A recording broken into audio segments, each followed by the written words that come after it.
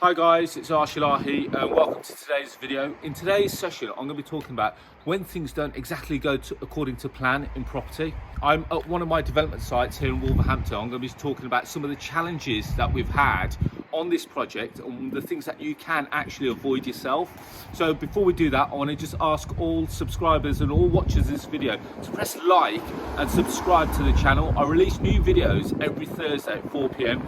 So this is a great way for you to get free education. So let's get straight into it. Back in, I think it was late September or early October 2020, I released that we were going to do a build project right here. So just so you know, I've owned the land for a number of years, never really done anything with it, and COVID gave me the opportunity to stress test my portfolio and see how we can add further value to the portfolio. So we had a piece of land. I went off and got planning permission for it. We got planning permission for 2 3-bedroom semi-detached houses. And as a result of that, just walked into a car. We can use that as part of the bloopers. And we got planning permission for 2 3-bed semi-detached houses, but they're 2.5 story. And so planning permission came through fine. That was straightforward. Little did we know that we're going to have issues like with snow. So we've got a contractor on board, great contractor. He's actually filming this, by the way. And on top of that, we've got a great contractor who's also project managing it for us. On top of that, we've had issues with some of the planning.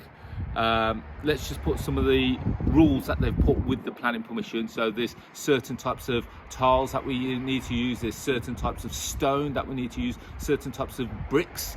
And these have not been an issue in essence because we knew about it, but with the situation that we found ourselves in such as COVID, lockdown, etc., we found ourselves struggling to try and source the right kind of materials.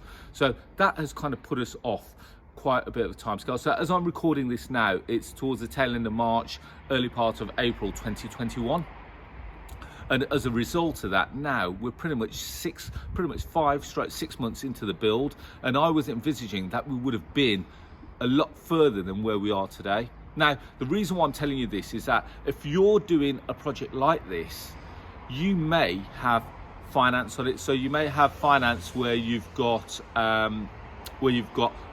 finance to purchase the land. You may have got development finance to fund the build.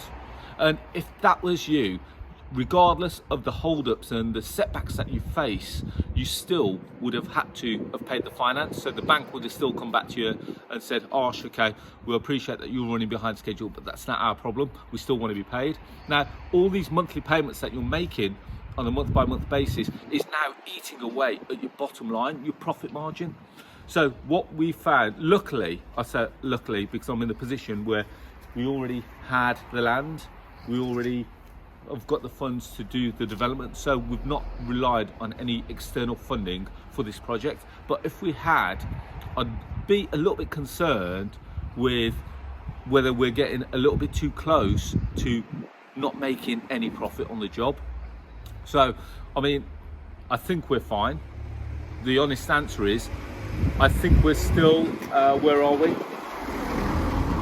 I reckon we're going to be probably late July, August, September before this project is finished, which means that it would have been a 12-month project. You know, in between that, we've had a shed load of snow, we've had a shed load of frost, we've had a shed load of rain, and these have all been major factors as to why we've not got to where we are right now.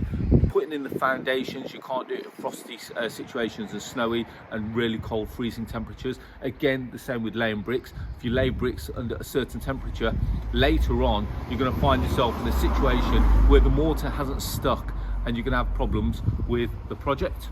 So these are little things that you can avoid, and luckily I've got great builders on board that advise me along the way and they said, Arsh, this isn't the right time to lay the bricks. I appreciate there's going to be a delay, but I'd rather hold out for the delay and make sure that we get the job done right, because let's face it, if the mortar doesn't sit correctly in those bricks, later on all we're going to find is that that's all going to be crumbling away and the project is pretty much useless. So we've had quite a few delays. We've had delays with building inspectors because COVID, them couldn't come out, etc. So there's been lots of mini delays that have almost put us 3-4 months behind. As you can see right now, we've just about got the roof started. So one of the other delays that we're currently facing as well is we've got delays with the gas supply, we've got delays with the electric and the water supply. The reason being is that you can see that we're actually on like a mini one-way road here. On the one-way road, we're having to close this off to bring in the additional supply.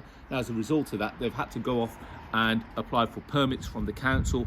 They're taking long times. They've got 8-12 week delays, which is then being passed back on to me.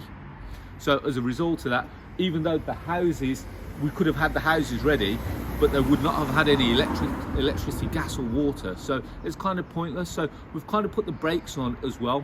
In the meanwhile, what I've done for the builders to make sure they're not out of pocket, we've found other projects for them to do. So they're currently on a project where they're converting a house into 2 flats for us as well as part of the project. So there's lots that they can do. That's just my way of compensating and say, guys, I appreciate it's taking longer. These guys are on a cost basis, so it's not on a day rate or on a month basis, because if that was the case, you know, if they weren't here, I'd still be charged. But this is on a project, so regardless whether the project takes 1 month or whether it takes 12 months, their costs remain static. And that's one thing that I definitely advise for all of you guys, especially if you're in development, and make sure that you get it all contractually down, so that should there be any issues, you can refer back to your contract and say, guys, okay, this is what we agreed from the outset. Regardless whether it takes 1 month or 12 months, your cost is X per unit, and within that unit, this is what you have to deliver. Boom, boom, boom, boom, boom. And that's what we've got with these guys, and luckily we've just worked with them to make sure that they know that we're working with them every step of the way. They've known about the electric company, the water company, the gas company, as well as the materials, because obviously we try to make sure that we get materials on site for these guys, so that when they are here, they're not just standing around. So part of their project, even though they're project managing the build, I'm still sourcing the materials, and that's just a mini cost-cutting exercise that I do. And just to give you an example, the roof that we've got going on right now,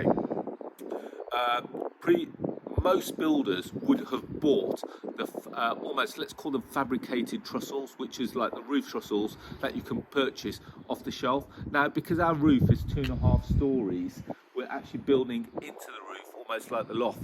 The builder said that it would be easier and, more important, more cost effective if we were to build the roof by hand. So we've had to spend a little bit more money on getting some structural drawings. Can you see the big RSJ at the top there? We bought in additional steel, additional support. So we've spent an additional £500 on getting a structural report, but it's actually saved me £4,500 on materials. So it is definitely worth getting that, getting some external advice before you just go off and buy ready-made materials, because there may be better options for you. So guys, there you have it. The reason why I'm shooting this video is because this is just one minor setback.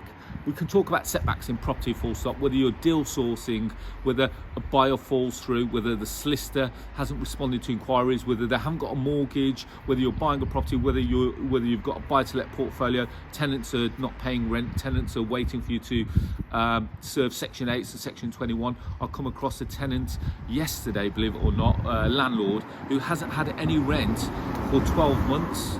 So these are all minor setbacks, but it's all about becoming almost like immune to the issue. So when I get a setback here, I don't worry about it. I just think, okay, we've got an issue. Now what do we need to do to resolve it? And that's my mindset, and that's what keeps me striving forward. So guys, I really hope you've enjoyed the video. Lots of things, lots of mini nuggets that you can take away from this session. As always, if you want to connect with me in other ways, you can do so. I've got a podcast which I release every Tuesday at 6 a.m. It's called The Property Rebel. You can find us on Google Podcasts, Apple Podcasts, Spotify and Stitcher. If you don't want to connect with me on social media, you can find me on Facebook, LinkedIn, Instagram, Twitter and Clubhouse under the handles of Arsh Ellahi.